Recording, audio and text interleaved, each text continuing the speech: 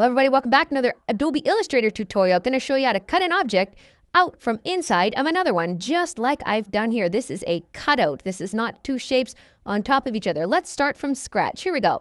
I've got my Apple logo here loaded in and I've just dropped it in. The next step, I'm going to go up to Edit and I'm going to go to Copy and then we'll go to Edit, Paste in Front. So now we've got two logos stacked on top of each other. And when I'm holding down the selection tool and moving it, you'll see here that that is the case.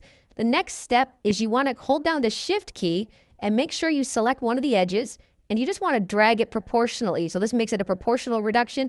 So we're going to cut the same shape out of the same shape. So that's all we're doing. So now, because they're both black and it's kind of hard to see, you'll know I'm moving it around, but you can't exactly see where I am. So what I'll do is I'll just drop it there.